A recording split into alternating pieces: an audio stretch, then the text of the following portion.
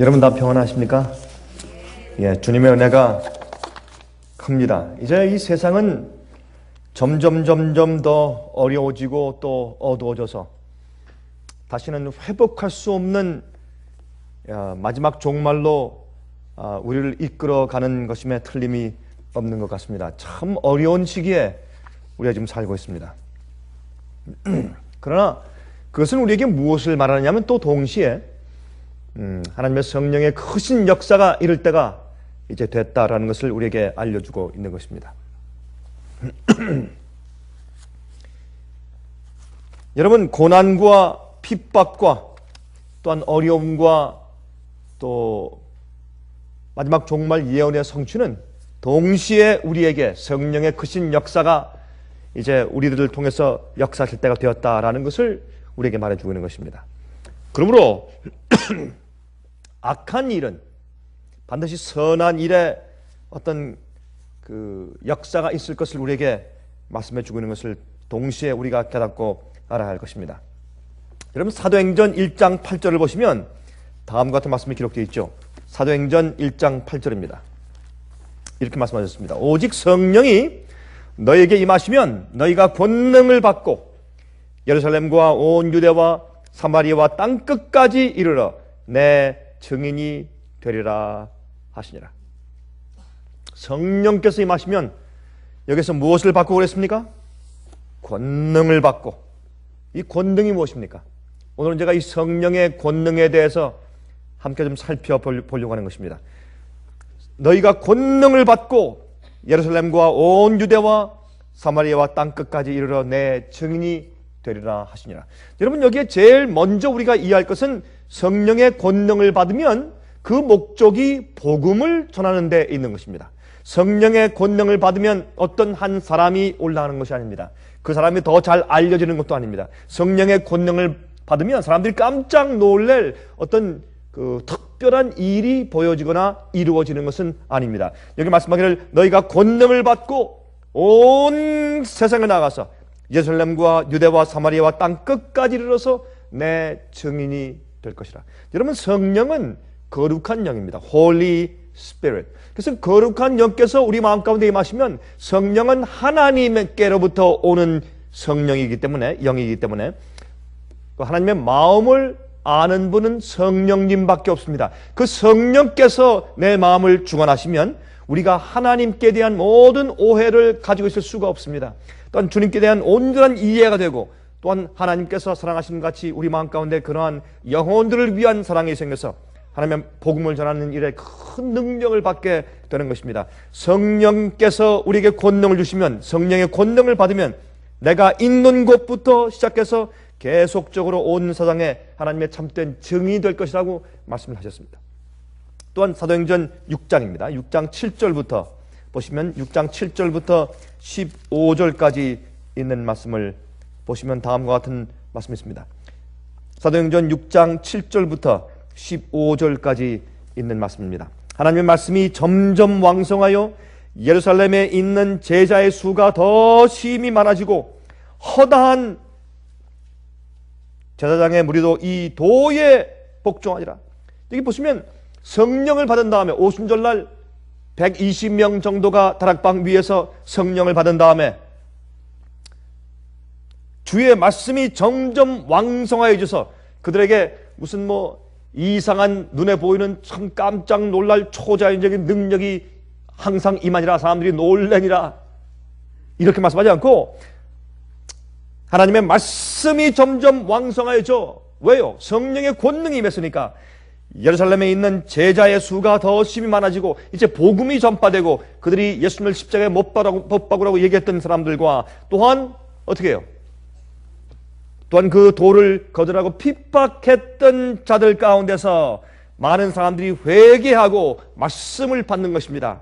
그게 성령의 권능으로 이루어지죠. 또 허다한 제사장에, 허다한 지도층에 있는 사람들, 목사들이 이 도에 복종하니라 했습니다. 지금까지 그들이 거절하고 핍박하고 또한 그들이 굉장히 주의하고 했던 그 도에 어떻게 그들이 복종하는 일이 생겼습니까? 그것은 성령의 권능을 받은 주님의 종들이 외칠 때 힘이 있었어요. 말씀을 전하는데 힘이 있었어요. 그것이 성령의 권능인 것을 우리가 알 수 있습니다.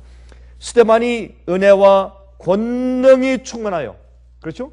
스데반이 은혜와 권능이 충만하여 큰 기사와 표적을 민간에 행하니, 여러분 여기 이 성령의 권능 가운데 기적을 행하는 것도 포함되어 있는 것을 알 수 있습니다. 그런 기적을 행하는 것은 그 사람에게 어떤 특별한 일이 임했다, 하나님께서 그를 존중해서 높이셨다라는 것보다 그가 전파하고 전하는 그 도가, 그 말씀이 하늘로부터 와서 하나님께서 인정하신 진리인 것을 그들에게 확증하기 위해서, 그들에게 확신시키기 위해서 무엇을요? 성령의 권능을 통해서 기적까지 행하는 일이 생겼다라는 것을 말하죠.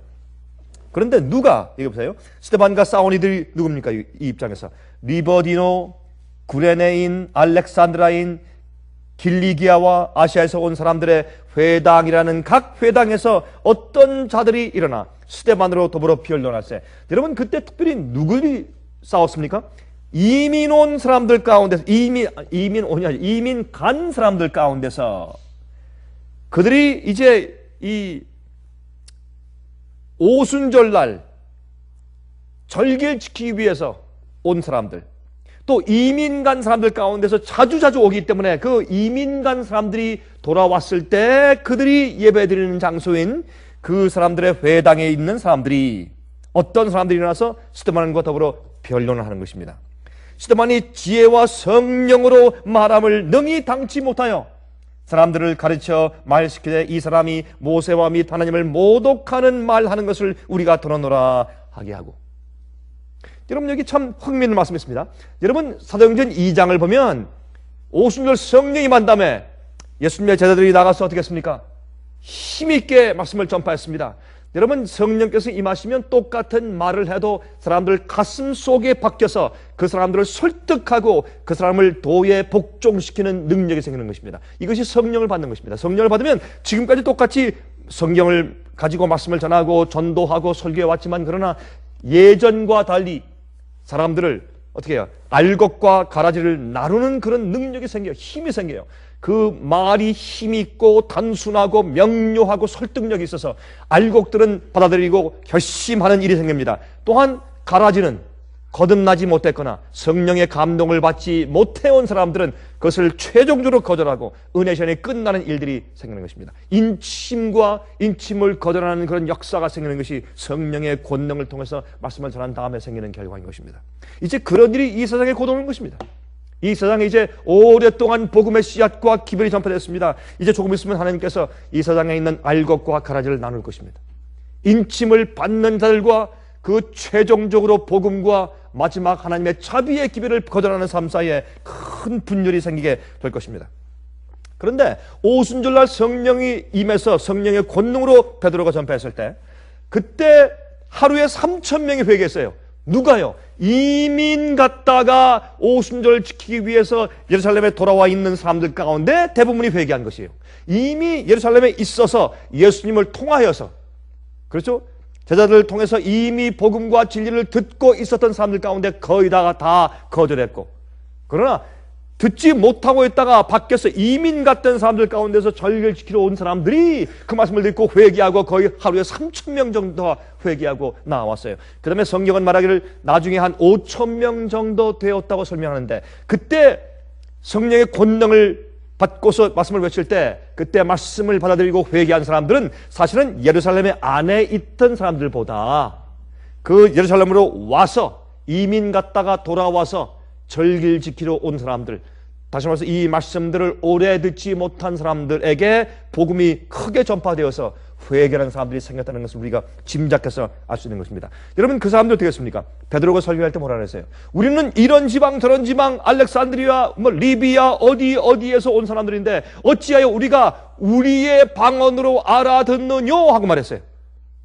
그러므로 그날 그 회개한 사람들은 사실은 원래 있던 사람들보다 밖에 있다가 들어온 사람들이 그 도에 복종한 것을 알 수가 있어요. 마지막 성령의 권능이 임할 때 우리에게 무엇을 이해할 수 있게 만듭니까? 이 말씀은 오랫동안 말씀을 듣고 오랫동안 교회에서 묵고 썩어 있는 사람들 말고 정말 양심대로 살려고 애를 쓰고 최선을 다하며 진리가 무엇인지 찾기 위해서 애를 쓰고 의에 줄이고 목마른 사람들, 그렇죠? 이 진리의 말씀을 잘 듣지 못했던 사람들, 경험이 없던 사람들, 그렇죠? 이 별로 이해하지 못한 채 갈등하고 있는 사람들에게 마지막 이제 이 선택의 촉구를 위해서, 마지막 결정을 위해서 하나님께서 성령의 권능으로 역사하시는 것을 우리가 여기서 좀 이해할 수 있습니다. 12절, 백성과 장로와 서기관들을 충동시켜 와서 잡아가지고 공회에 이르러, 다시 말해서 진리를 전함을 들을 때 그 말씀에 반박할 수가 없어요. 성령의 권능은 그 사람들을 설득하기에 충분하고 명료하고 힘이 있고, 여러분 예수께서 말씀하실 때 사람들이 뭐라 그랬습니까? 이는 누구냐? 예? 권위 있는 자 같지 않느냐? 그렇게 말해서 사람들이 예수님의 말씀을 듣고, 예수님께서 단순하게 말씀하셨어도 예수의 말씀 가운데 권위 있는 사람처럼 힘이 있고 능력이 있었습니다. 사람들을 설득시키는 능력이 있었습니다. 그게 성령의 권능이에요.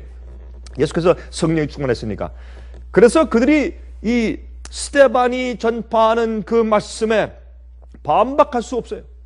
성경적으로 그것이 잘못됐다고 이단이라고 증거할 길이 없어요. 그러므로 스데반을 잡을 수 있는 유일한 길은 거짓 증인들을 데려다가 그를 고소하는 것이었습니다. 거짓 증인들을 세워서 말합니다. 거짓 증인들을 세우니 그러되 이 사람이 이 거룩한 것과 율법을 거스려 말하기를 마지 아니하는도다. 그의 말에 이 나사렛 예수가 이것을 헐고 또 모세가 우리에게 전하여 준 규례를 고치겠다 함을 우리가 들었노라 하거늘, 공회 중에 많은 사람이 다 스데반을 주목하여 보니 그 얼굴이 천사의 얼굴과 같더라. 핍박당할 때, 진리를 전할 때, 미움을 받을 때, 어려움을 당할 때, 그때 성령의 권능을 받은 사람들은 그의 얼굴이 하나님의 성품의 얼굴로 빛이 환해지는 그런 경험이 있는데, 여기 말씀하기를 그 얼굴이 천사의 얼굴과 같더라. 여러분, 천사의 얼굴이 어떠할까요?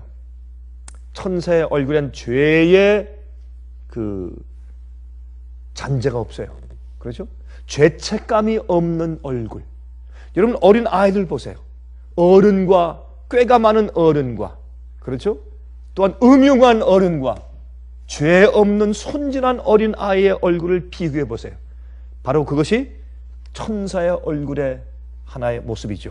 그렇죠? 죄책감이 없는 얼굴, 마음 가운데 모사나 음흉함이 없는 얼굴, 꾀가 없는 얼굴, 남을 이용하려고 하는 그런 음침한 마음이 없는 얼굴, 이기심이 없는 얼굴, 그렇죠? 단순한 얼굴, 복음으로 성령의 권능으로 온전하게 된 스데반의 얼굴이 천사의 얼굴처럼 변하였습니다. 그러므로 우리가 복음을 전할 때 그 복음의 능력으로 성화된 경험이 없는 자들은 이 복음의 이제 말씀의 권능이 없는 것을 알 수 있습니다. 여러분이 사도행전 7장은 말이죠, 누구에 의해서 기록되었습니까? 누가에 의해서. 그렇게 말씀을 할 때 여러분, 스데반이 이제 그 성령에 충만해서 얼굴이 천사처럼 변하고 공회 앞에서, 사내들인 앞에서 말씀을 전할 때, 그때 유대 나라의, 유대 교회의 은혜 시간이 최종적으로 마치는 그 순간 아니었습니까? 굉장히 중요한 유대 역사에서 최종적인 순간에 주께서 당신의 증인을 세워서 마지막 증거의 말씀을 하시는데, 그때에 그 장소에 누가 있었겠어요? 사도 바울이, 사울이, 그렇죠? 사울이 스데반을 돌로 쳐 죽이라고 그렇게 사람들을 충동질한 주모자 아니었습니까? 그러므로 사울이 있었어요. 사울이 거기 있었어요. 그리고 또 회개한 제사장들이 거기 있었어요. 나중에 성령의 음성을 듣고서 크게 도에 복종한 많은 사람들이 점점 생기지 않습니까? 그럼 회개한 제사장들이 거기 있었을 것입니다. 그리고 사도 바울 이전에 그의 이름이 뭐였습니까? 사울이 있었어요. 그 사울이 눈물을 흘리며 누가에게 그것을 설명해 주었을 것입니다. 그래서 누가는 그 말씀을 듣고 이 의사 누가가 그것을 받아 적어서 이것을 데오빌로 각하에게 보내준 것이죠. 예? 누가는 그것을 듣고 이 말씀을 기록했습니다. 물론 성령께서 그때 있었던 일에 대해서 감동을 주어서 그 말을 들을 때 이것을 기록하셨죠. 그런데 여러분, 이 사도행전 7장을 보면 스데반이 설교한 설교의 내용이 무엇인지 어떤 땐 확실하게 이해가 안 될 수가 있습니다.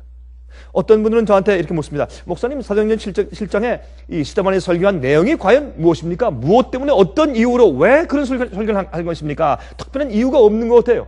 그저 아브라함 때부터 모세 쭉 그저 이스라엘의 역사를 쭉 설명하고만 끝나버려요. 그러면 그 얘기를 왜 했습니까? 라는 질문을 갖고 하는 것입니다. 여러분, 이것은 뭐냐면 스데반은 지금 말하기를 내가 이설을 전하는 것이 아닙니다. 당신들과 나와 같은 신앙의 뿌리와 역사를 가지고 있는 나도 유대인이요, 나도 성경을 믿는 사람이요, 내가 이설을 전하는 사람이 아니요, 나도 똑같은 여러분과 저와 똑같은 성소에서 똑같이 이제 성소 제사를 드렸고, 똑같이 성경 말씀을 읽고, 똑같이 성소 제사를 이해하고, 똑같이 회당을 다녔으며, 똑같이 우리가 메시아를 믿어왔습니다. 예언을 믿어왔습니다. 똑같습니다 라고 지금 설명하는 것입니다. 그는 이스라엘의 역사를 상기시키면서 아브라함을 택하신 이유를 바로 메시아를 기다리는 한 백성을 준비시키기 위한 것이 아닙니까? 라고 그가 지금 반문하고 있는 것입니다. 그래서 지금 이스라엘의 역사를 쭉 설명하는 것이요, 모세가 예언한 그 메시아를 영접하여 온 세상에 그를 알려줄 한 백성을 주님께서 준비시키기 위해서 아브라함을 택해서 한 백성을 만든 것이 바로 우리가 아닙니까? 라고 그가 말한 것입니다. 그런데 여러분, 이럴 때 말이죠, 그들의 그 분노, 그 말을 듣고 나서 화가 나가지고 말이죠, 분노해서 금방 잡아 죽일 듯한 그런 얼굴로 변하자 스데반이 마지막에 어떻게 해요?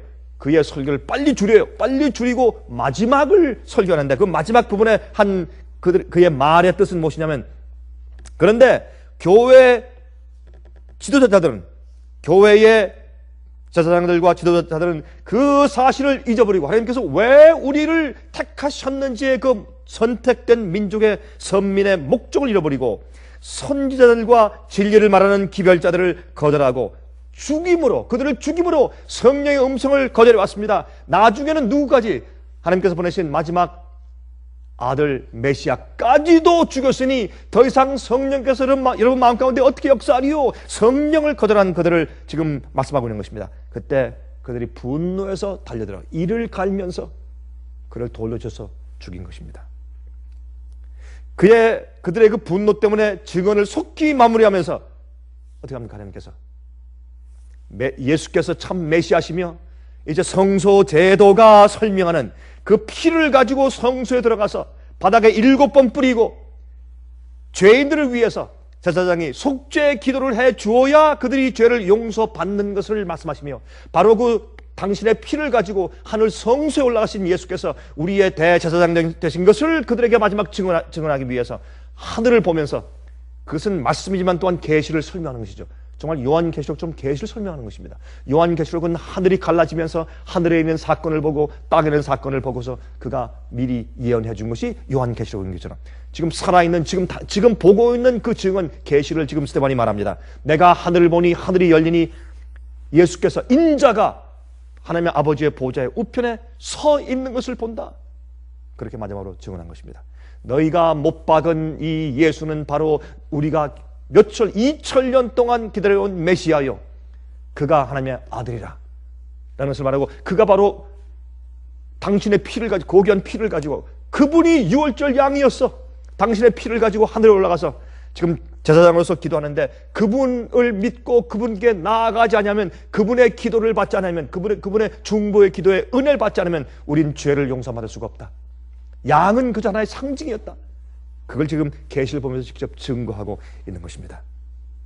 그래서 하늘 성소에서 예수님의 사역을 소개하면서 이제 뜰의 경험은, 성소의 뜰의 경험은 지났어. 이제 하늘 성소의 사역이 시작되었다. 메시아의. 이제 그것을 얘기하면서 그가 순교자가 되는 것입니다.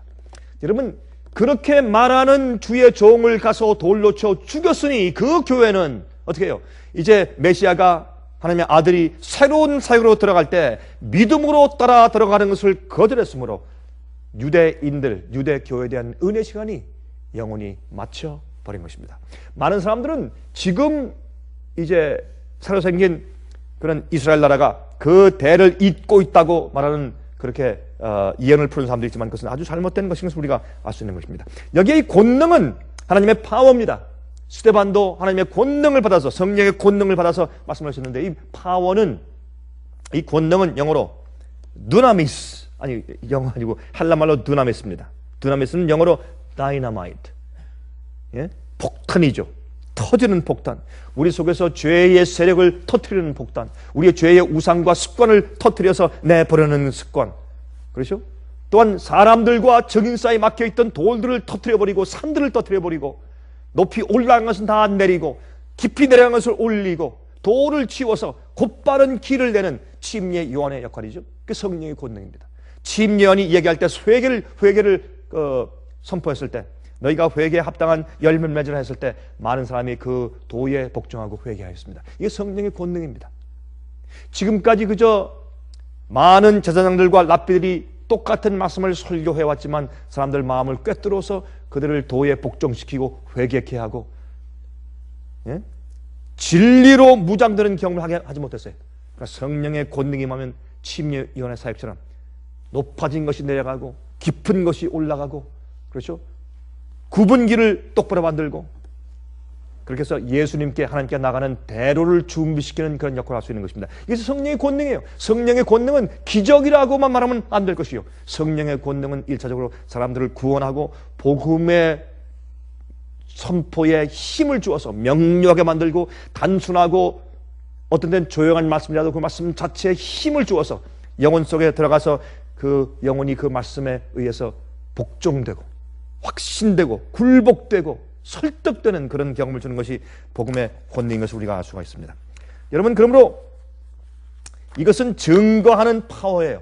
성령의 권능이 너에게 임하시면 너희가 예루살렘과 유대와 사마리아와 온 땅 끝까지 이르라 내 증인 될 것이라. 그러므로 복음을, 진리를 다른 사람들을 위해서 증거하기 위한 파워를 주는 것이 성령의 권능인 것을 알 수 있습니다. 여러분, 저는 이 일이 마지막 시대에 한 번 더 크게 임하는데, 하나님의 참된 마지막 남은 무리, 참된 그리스도인들, 참된 백성들에게 바로 그 증거하는 파워가 임하는 것을 전 믿고 지금 기대하고 있는 것입니다. 사람들을 하나님께로 인도하기 위하여 설득력 있게 선포하는 파워인 것을 우리가 알 수 있어요. 제가 이번에 이제 선교 여행을 하면서 제가 많은 사람들 만나고 또 세 번에 걸쳐서 다른 제가 종류의 집회를 하면서 제 마음 가운데 깊은 감동을 받았습니다. 정말 성령의 권능이 필요하다. 사람들을 설득시키는 파워. 여러분, 우리 인간들에게는 힘이 없어요. 우리의 말과 우리의 논리와 우리의 설교 가운데, 우리의 강의 가운데 힘이 없습니다. 그러나 우리 자신이 주 앞에 무릎을 꿇고 깨어지고 주 앞에 맡기고 우리가 죄됨을 인정하고 주의 성령의 감동이 없으면 우리가 말할 수 없음을 우리가 인정하고, 또한 우리의 말에 있는 것이 아니라 하나님의 능력과 권능에 있는 것을 솔직히 인정하고 성령의 감동을 간절히 바랄 때 성령께서 우리 속에서 역사하시면 사람들이 깨어지고 진리를 받고 그들이 통곡하고 회개하고 진리로 설득되는 것을 제가 항상 경험하는 것입니다. 그래서 가끔 제가 강의하고 설교할 때 이거 참 이상하다. 내가 무슨 말을 했길래 저 사람이 저렇게 회개하고 저 사람이 저렇게 진리와 도에 복종하는가? 내 말이 무슨 말을 내가 했길래 저렇게 설득력이 있는가? 내가 무슨 얘기를 했길래 저 사람이 저렇게 감동을 받는가? 하는 것을 제가 제 스스로 보면서 깜짝 놀라는 것은 인간의 일이 아니라 성령의 권능이기 때문에 제가 그렇게 느끼는 것입니다. 여러분, 사도행전 1장 8절에 말씀하기를 오직 성령이 너에게 임하시면 너희가 권능을 받고 예루살렘과 온 유대와 사마리아와 땅 끝까지 이르러 내 증인이 되리라, 그렇게 말씀을 하신 것입니다. 여러분, 우리가 순교자. 앞으로 마지막 환란 때 큰 순교자의, 많은 순교자의 우리가 올 것입니다. 그것이 사도행전, 죄송합니다. 요한계시록, 제가 지금 시간을 바꿔서 좀 그렇습니다. 요한계시록 14장 13절에 있죠. 앞으로 마지막 시대 짐승의 표의 환란 때에 많은 순교자들이 올 것을 성경은 말하고 있습니다. 여러분, 순교자가 많이 올 때 그 순교자를 우리가 영어로 뭐라 그러죠? martyrs. martyrs라는 말의 뜻이 무엇입니까? 헬라 말로 말투레스. 말투레스가 뭡니까? 증인들입니다. 왜 순교가 필요합니까? 주님을 믿는 백성들이, 성령에 충만한 백성들이 진리를 위해서 자기 생애는 물론 자기 생명, 자기의 목까지 바칠 때에 그때 사람들에게 주는 그 감화는 큰 것입니다. 사람들을 움직이는 힘이 있어요. 자기 생명까지 바치면서 진리를 위해서 전파할 때 그들의 성품과 그들의 얼굴에 나오는 스테반 같은 그런 광채, 그들의 확신, 그들의 헌신과 희생, 인간이 할 수 있는 모든 것을 다 하는 것인데 심지어 자기들의 생명까지 바칠 때 그들의 증거가 가장 힘이 있는 것입니다. 그래서 순교자들의 증거가 가장 힘이 있는 것입니다. 그러므로 마지막 시대에 순교자들이 있는데 이 순교자란 뜻은 증인이라는 뜻입니다. 그래서 하나님의 권능은, 성령의 권능은 우리가 복음의 진리의 증인되게 하기 위해서 성령께서 임하시는 것입니다. 그래서 우리 마음 가운데 성령을 통해서 증인되는 경험이 없으면 어떻게 우리 말씀 가운데 성령의 권능이 함께 하겠느냐 말입니다. 제가 오늘 잠깐 이렇게 제가 이 기름을 넣기 위해서 가서 보니까 정말 기름값이 엄청나게 내려갔어요. 몇 년 전에 제가 기억하는 그 기름값이에요. 어쩜 이렇게 많이 내려갔어요? 여러분 아십니까? 이 기름이 지금 내려가는 것은 참 우리한테는 참 좋죠. 잠깐 동안 좋죠. 이건 굉장히 위험한 것입니다. 그 이유는 물론 이 기름값을 오르내리게 하는 그 조종하는 것이 오펙 나라의 산유국에 있는 것이 아니라 미국에 있는 월스트리트 주식 그 시장, 미국에 있는 큰 부자들, 유태인들 몇 명이 그것을 정합니다.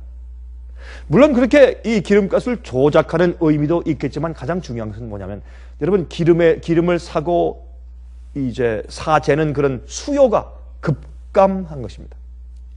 기름을 사겠다는 수요가 급감했습니다. 이것은 보통 문제가 아닙니다. 여러분 요즘에 말이죠. 미국의 경제가 거의 파탄에 이릅니다. 여러분 오늘도 좀 읽어보니까 내년 초에는 엄청난 대환란이 또 옵니다. 그 이후에 중앙은행이 파산합니다. 미국에. 이 일은 이 세상을, 특별히 미국을 독재 정치 시스템으로 몰고 갈 수밖에 없습니다. 다른 길이 없습니다. 옛날에 무솔리니가 한 일을 보십시오. 파시즘. 이 파시즘이 뭡니까? 경제 파탄 이후에 온 것입니다. 나치즘, 히틀러 뭡니까? 경제 파탄 이후에 온 것입니다. 1917년에 있던 볼셰비키 공산주의 혁명 무엇입니까? 경제 파탄 이후에 온 것입니다. 모든 이 역사는 말이죠. 이런 정치적으로 사람들을 컨트롤하는 독재적인 정치 체제가 온 것은 반드시 그 이전에 경제적인 파탄이 온 다음에 그 일이 있었습니다. 지금도 마찬가지입니다. 그것 이외에는 결론이 없습니다. 그게 성경이 말하는 것입니다. 근데 이번에 오는 독재는 무엇입니까? 종교적인 색채를 뜬 독재가 올 것입니다. 그것밖에는 도리가 없습니다. 옛날보다 지금은 도덕적으로 훨씬 더 타락했기 때문에 사람들은 자기들의 안전과 평화를 질서를 요구하는 것입니다. 조금 더 색다른 그런 일들이 앞으로 생길 것입니다. 여러분 그런데 이것은 뭐냐면 미국의 경제가 파탄되는데 달러 값은 어떻게 해요? 올라가요. 이건 뭘 말하는 것입니까? 이건 참 위험한 것입니다. 이것은 달러 값이 올라가지 않는 것은 성경 예언 가운데 마지막 시대의 마지막 때까지 짐승의 세력을 받쳐주고 올려가는 마지막 세력이 무엇입니까? 미국입니다. 두 뿔 가진 양 같은 짐승입니다. 그래서 예언을 성취하는 의미에서 그렇지만 그 뒤에 달러를 계속 올라가고 떨어지지 않게 하는 부자들의 음모와 그들의 세력이 있는 것입니다. 그들의 어떤 조작이 있는 것입니다. 그래서 달러 값이 내려가잖아요. 여러분 기름값이 떨어집니다. 이것은 뭡니까? 디플레이션이에요. 디플레이션. 여러분 경제가 내려가면 예? 인플레이션 생기죠. 돈을 자꾸 찍어내니까 인플레이션이 생기면 상품값이 물가가 올라가야죠. 물가가 떨어져요. 이것은 더 위험해요. 왜? 수요가 줄어드니까. 이걸 디플레이션. 여러분 디플레이션은 참 컨트롤하기가 어렵습니다. 인플레이션은 고칠 수가 있어요. 그러나 디플레이션은 처방할 길이 없습니다. 이 세상은 마지막으로 좀 달려가고 있는데 이제 오는 것은 무엇입니까? 성령의 권능이 옵니다. 마지막에 대한 얘기만 할 것이 아니라 여러분 이것은 무엇입니까? 위기 가운데 주님께서 항상 역사하세요. 위기와 파탄 가운데 주님께서 역사하시는데 그때는 이 세상의 우리의 위기는 하나님의 뭡니까? 기회입니다. 주님께서 성령의 권능을 통해서 이제 마음이 가난해지고 참 두렵고 떨리고 이제 앞으로 어떻게 될까 하는 위기에 대해서 참 심정들이 불안해서 마음이 열리는 사람들을 통해서 하나님께서 성령의 권능으로 크게 역사해서 마지막에 한 번 세상에 진리와 복음, 그냥 복음 말고 가짜 복음 말고, 반쪽짜리 복음 말고, 값싼 은혜 말고 참 영원한 복음과 참된 진리를, 성경적인 진리를 세상에 전파할 마지막 기회를 주님께서 가지실 것입니다. 세상이 뒤어들리고 사람들의 마음이 가난하고 공허해질 때 성령께서 마지막 큰 역사를 하실 텐데, 그것이 마지막 시대에 있는 성령의 권능일 것입니다. 그러므로 마태복음 7장 21절부터 23절에 말씀하기를 나더러 주여 주여 하는 자마다 천국에 다 들어갈 것이 아니요 다만 하늘에 계신 내 아버지의 뜻대로 행하는 자라야 들어가리라. 그날에 많은 사람이 나더러 이르되 주여 주여 우리가 주의 이름으로 선지자 노릇하며 주의 이름으로 귀신을 쫓아내며 주의 이름으로 많은 권능을 행치 아니하나이까. 여기 권능을 행했어요. 많은 사람들이 예수께서 오실 때 보니까 그때에 내가 저에게 밝히 말하되 내가 너희를 도무지 알지 못하니 불법을 행하는 자들아 내게서 떠나가라 하리라. 성령께서 그들의 마음을 정결케 하시고 말씀대로 살게 하시는 경험이 없는 자들이 권능을 행할 때 주께서 말씀하기를 너희 죄인들아, 의롭지 못한 자들아, 불법을 행하는 자들아 내게서 떠나가라, 그렇게 말씀하신다고 했습니다. 그러므로 여기 말씀을 보아도 하나님의 권능은 어떤 이적과 기적과 표적을 행해서 야 참 놀랐다 그렇게 하는 것보다는 그 주의 권능이 임하는 목적은 인간을 구원하심에 있습니다. 복음과 진리를 가지고 사람들을 설득하는 일에 있습니다. 그렇죠? 물론 병 고침의 목적도 인간을 구원하기 위한 것이지 그 사람을 병을 고쳐주기 위한 것이 참 목적이 아닙니다. 그 사람을 주님께서 복음으로 설득시키기 위한 것이 병 고침의 목적도 되는 것입니다.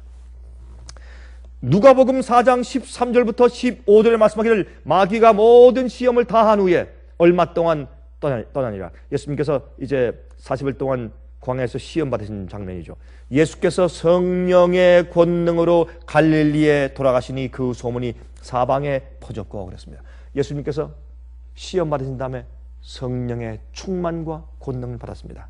예수께서 성령의 권능으로 갈릴리에 돌아가시니 예수님께서 당하실 모든 시험, 인간을 대신해서 가장 어려운 세 가지 시험을 다 승리하시고 마귀의 제한과 마귀의 유혹을 다 승리하신 다음에 예수님께서 승리자로 죽음은 죽었지 내가 내 아버지의 뜻을 어길 수 없다고 얘기했습니다. 아버지께서 먹으라 하지 않을 때는 내가 죽어도 안 먹는다. 그렇죠? 아버지께서 허락하신 길을 따라서만 내가 메시아 된다. 쉬운 길로 가지 않는다. 난 마귀에게 타협해서 쉬운 길로 가지 않는다. 그렇죠? 내가 하나님 아버지의 뜻대로만 살고 아버지의 섭리와 아버지만 경배한다. 그런 예수님의 성품을 드러낸 다음에 그 다음에 성령이 예수님께 충만해서 그 성령의 권능을 가지고 갈릴리 가서 말씀을 전하고 병자를 고치기 시작하셨다. 그렇게 성경은 말하고 있습니다. 우리가 시험받은 이후에 성령이 임합니다. 우리의 개인적인 생에서도 시험받은 이후에 승리자들에게 성령이 임합니다. 마지막 시대에도 짐승의 표의 환란에 그 테스트와 시험을 이기고 승리한 자들에게 성령께서 크게 임해서 옛날 오순절 당시에 임했던 성령처럼 그들에게 임해서 그들이 앞으로 큰 증거하는 일을 하게 주님께서 하실 것입니다.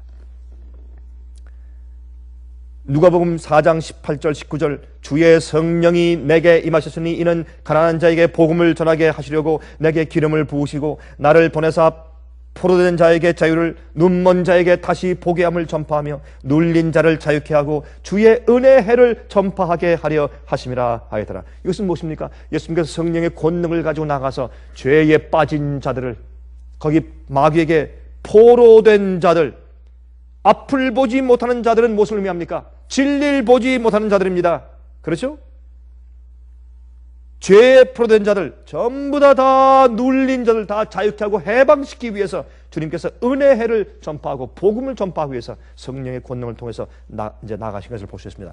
마가복음 6장 4절부터 6절이 말씀하기를 예수께서 저에게 이르시되 선지자가 자기 고향과 자기 친척과 자기 집 외에서는 존경을 받지 않음이 없느니라 하시며 거기서는 아무 권능도 행하실 수 없어 다만 소수의 병인에게 안수하여 고치실 뿐이었고 저희의 믿지 않음을 이상히 여기셨더라. 이에 모든 촌에 두루다니시며 가르치시더라.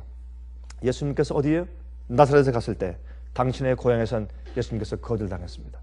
아주 적은 숫자만 예수님을 받아들이고 인정하고 말씀을 들었습니다.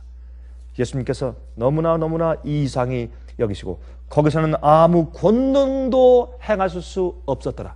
다시 말해서 오순절날 성령이 그렇게 크게 임하도 그 성령의 권능의 말씀을 들은 사람들 가운데 마음이 더 완악해지고 더 악해지고 더 진리를 핍박하고 싶은 충동이 생긴 자들은 이미 은혜 시간이 끝난 자들입니다. 마지막에 성령의 권능이 임할 때 마지막 시대도 그러할 것입니다. 그렇죠? 주님의 성령의 권능이 임해도 회개치 않는 자들이 있어요. 그렇죠? 참 어렵습니다. 지금도 마찬가지입니다. 하나님께서도 하시지 못하는 사람들을 우리가 어떻게 구원할 수 있겠습니까? 성령의 권능이 임하면 추수가 이루어지는 것입니다. 사도행전 6장 10절에 스데반이 지혜와 성령으로 말함을 저희가 능히 당치 못하여 감당치 못해요. 스데반이 성령을 통해서 임하니까 두려움도 없어요. 주저함도 없어요. 그 말이 명료하고 단순하고 힘이 있고 사람들을 설득시키고 그때 사람들이 그의 성령의 권능의 말씀에 감당치 못하다 그랬어요. 감히 능히 당할 자가 없어요. 그 말씀의 능력에. 여러분 신학자도 어떤 사람도 그 힘에 당할 수가 없어요. 또 여러분 사도행전 8장 5절부터 23절 좀 보십시다. 이런 말씀이 있어요. 빌립이 사마리아 성에 내려가 그리스도를 백성에게 전파하니 무리가 빌립의 말을 듣고 행하는 표적도 보고 일심으로 그의 말하는 것을 쫓더라. 주님께서 이제 어떻게 해요? 예루살렘과 또 어디에요? 사마리아와 땅끝까지 이르러. 그렇죠? 예루살렘과 유대와 사마리아와 땅끝까지 계속해서 복음이 이제 폭발적으로 나가는 것을 볼 수 있습니다. 빌립이 사마리아 지방에 와서 이제 말씀을 전합니다. 그때 많은 사람들이 일심으로 그의 말하는 것을 쫓아요. 마지막 시대 성령의 권능으로 말씀이 크게 선포될 때 누가? 빛을 많이 받지 못한 자들, 소외된 자들, 잘 몰랐던 자들이 크게 성령의 음성에 응답하여 나올 것을 우리가 보는 것입니다. 이것은 옛날 오순절 성령 때 역사가 마지막 다시 반복될 것을 보는 것입니다.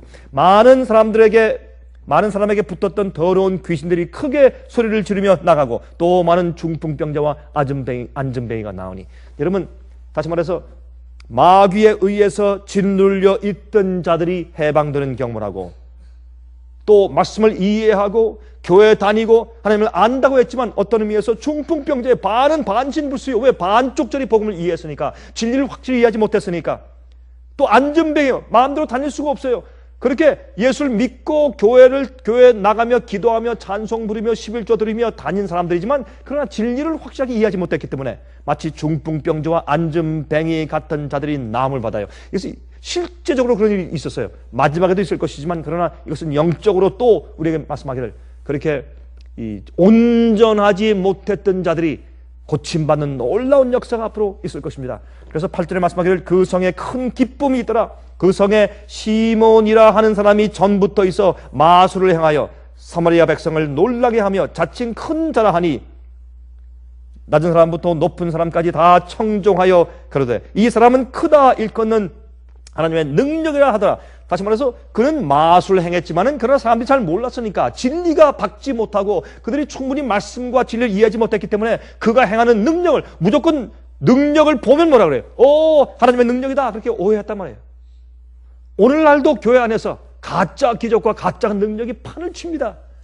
그런데 사람들이 모르기 때문에 하나님의 능력이다, 기적이다, 성령의 권능이다 그렇게 하고 있다 그 말입니다. 옛날에도 빛이 충분히 가지 못하고 소외당한 백성들 가운데서 많은 사람들이 이 마술을 행하는 시몬에게 그의 그 능력을 하나님의 능력이라고 곡해하고 그를 많이 따랐다 그랬습니다.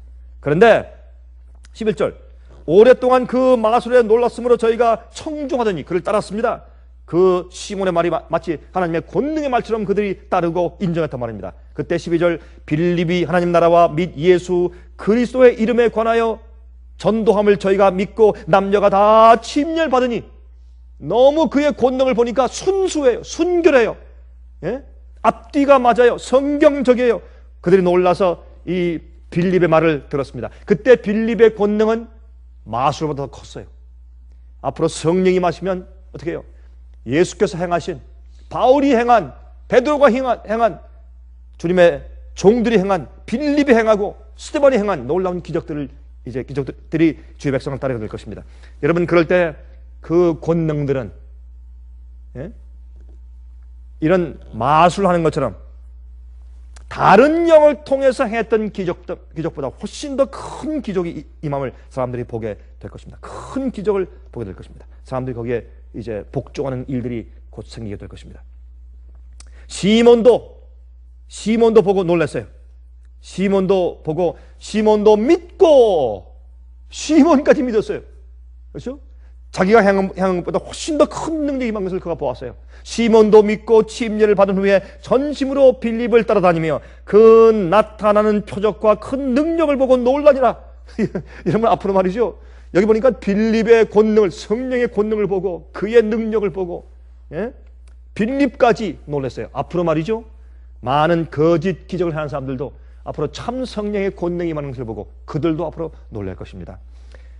예루살렘에 있는 사도들이 사마리아도 하나님의 말씀을 받았다 함을 듣고 베드로와 요한을 보내매 그들이 내려가서 저희를 위하여 성령 받기를 기도하니 이는 아직 한 사람에게도 성령이 내리신 일이 없고 오직 주 예수의 이름으로 침례만 받을 뿐이라. 여러분, 성령께서 임할 때 뭐 중구난방이 아니고 질서 있게 진리를 전하는 자들에게만 성령이 임하는 것을 여기 볼 수 있어요. 왜? 그들이 이렇게 믿고 따르는데 이것이 감정적이냐 충동적이냐 아니면 진리에 의해서냐라는 것을 확인하고 이제 말씀을 전하고 그들이 동의하고 한 다음에 그들이 진리에 의해서 침례받은 다음에 이제 그들이 기도할 때 그들도 성령이 받은 것을, 성령을 받는 체계가 분명하고, 그렇죠? 중구난방이 아니라 진리에 의해서 질서 있게 성령이 임하는 것을 여기 말씀하고 있어요. 이에 두 사도가 저에게 안수함에 성령을 받는지라. 시몬이 사도들의 안수함으로 성령을 받는 것을 보고 돈을 들여 가로되 이 권능을 내게도 주어 누구든지 내가 안수하는 사람은 성령을 받게 하여 주옵소서 하니, 다시 말해서 그는 무엇입니까? 자기의 인기와 자기의 평판과 자기 자신이 높아질 것을 원하는 그런 이기적인 마음과 교만을 통해서 그렇게 구하는 것입니다. 자기가 권위를 가지게 되고 유명해지기를 원하는 동기입니다. 하나님께 영광을 돌리는 것이 아니라 인간들의, 다른 사람들의 구원이 아니라 자기 중심적인 요구인 것입니다. 그런 사람들에게 성령이 임할 수가 없죠. 베드로가 가로되 내가 하나님의 선물을 돈 주고 살 줄로 생각하였으니 내 은과 내가 함께 망할지어다. 그렇죠? 주의 말씀을 전하며 권능이 있다고 얘기하면서 돈을 벌어온 사람들, 치부한 사람들, 큰 건물 짓고 왕처럼 지낸 사람들, 앞으로 그들의 돈과 함께 망할 것을 여기에 사실 말씀하신 것입니다. 하나님 앞에서 내 마음이 바르지 못하니 이 도에는 내가 관계도 없고 분깃될 것도 없느니라 말씀했습니다. 그러므로 너의 이 악함을 회개하고 주께 기도하라. 혹 마음에 품은 것을 사하여 주실 것이라. 내가 보니 너는 악독이 가득하며 불의에 매인 바 되었도다. 성령의 권능을 하는 사람들은 성령에 의해서 성화되고 정결케 되는 사람들이에요. 악에서 해방된 사람들이요, 죄에서 해방되어 의롭게 되었다고 로마서 6장은 설명하고 있지 않습니까? 요한복음 14장 26절 보혜사 곧 아버지께서 내 이름으로 보내실 성령 그가 너에게 모든 것을 가르치시고 내가 너에게 말한 모든 것을 생각나게 하시리라. 성령은 우리를 모든 진리로 인도한다고 했습니다. 성경의 말씀을 인도하고 깨닫게 하는 영이 먼저 우리에게 임하는 것입니다. 그런 말씀을 우리가 증거할 수 있죠. 요한복음 15장 26절 내가 아버지께로서 너에게 보낼 보혜사 곧 아버지께로서 나오시는 진리의 성령이 오실 때 그가 나를 증거하실 것이요. 너희가 하늘로부터 권능을 받으면 너희가 예루살렘과 유대와 사마리아와 땅끝까지 이르러서 내 증인 될 것이라. 이걸 말씀했죠. 진리의 성령이 오실 때 그가 나를 증거할 것이라. 예수님을 증거하고 예수님의 말씀을 증거하고 예수님의 언약을 증거하고 예수님의 진리를 증거하고, 이것이 성령의 권능이죠. 성령이 임하실 때 그 일을 하게 된다 그 말입니다. 로마서 5장 5절 소망이 부끄럽게 아니하면 우리에게 주신 성령으로 말미암아 하나님의 사랑이 우리 마음에 부은 바 되니, 여러분 주님의 영 성령을 받으면 하나님의 성품과 하나님의 사랑이 우리 마음 가운데 들어오기 때문에 진리를 모르고 어둠 가운데 있는 영혼들을 불쌍히 여기는 마음이 생겨요. 예수께서 그들을 불쌍히 여긴 것처럼 그런 마음이 우리 마음 가운데 들어옵니다. 성령으로 하나님의 사랑이 우리 마음 가운데 부은 바 되었다고 말씀했어요. 이것이 성령 역사예요. 많은 사람은 성령의 역사하면 무슨 권능으로만 이해하지만 성령의 역사는 주님의 마음이 우리 마음 가운데 가득 차서 주의 말을 하게 되는 것이 성령의 권능인 것을 우리가 알 수가 있습니다. 요한일서 3장 24절, 요한일서 3장 24절. 그의 계명들을 지키는 자는 주 안에 거하고, 주님의 사랑이 내 마음 가운데 거하는 것은 성령께서 내 마음 가운데 거하는 것인데, 그런 자들은 주께서 우리 마음 가운데 거하면 누굴 통해서? 성령을 통해서 거하시면. 여러분, 요한복음 14장에 말씀하기를 어떻게 말씀했습니까? 보혜사 성령을 통해서 내가 아버지와 함께 너희 속에 거처를 마련할 것이라. 예수님께서 우리 마음 가운데 거하십니다. 누굴 통해서? 성령을 통해서. 그렇게 예수께서 말씀하세요.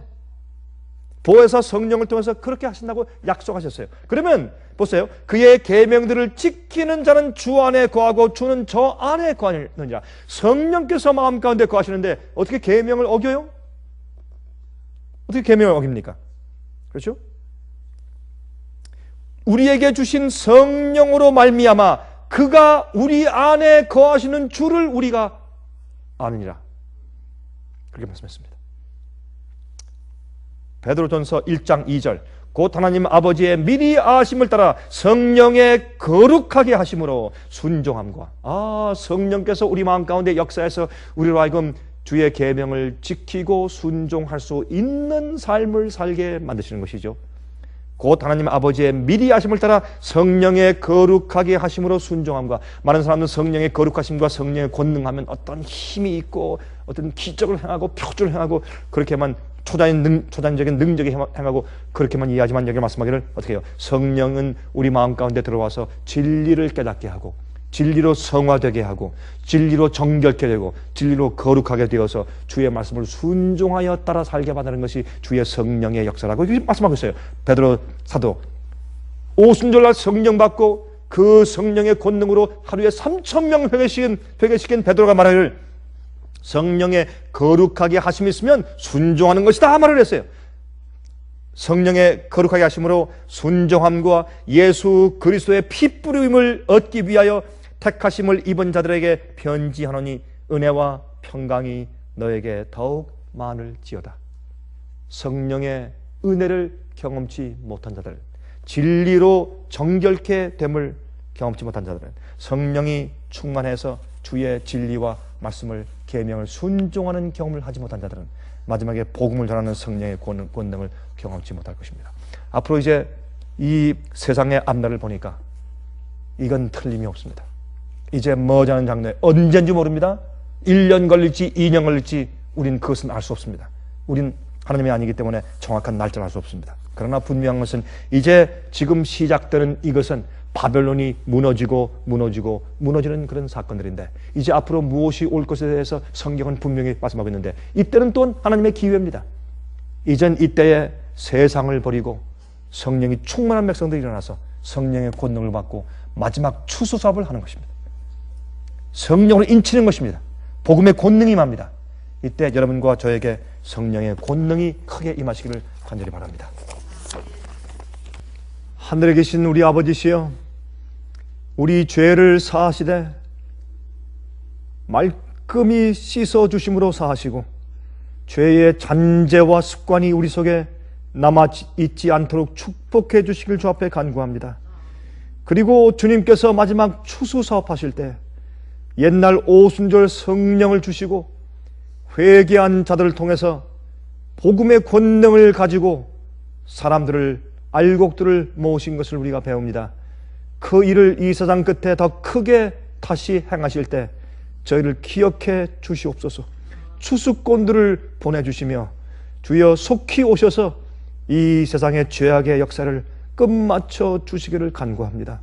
아버지시여, 아버지시여, 의에 줄이고 목마르며 진리를 찾고 하나님 빛을 향해서 방황하고 있는 많은 영혼들이 아직도 세상에 있사오니 주여 그들을 불러 모으실 때가 되었지 않습니까?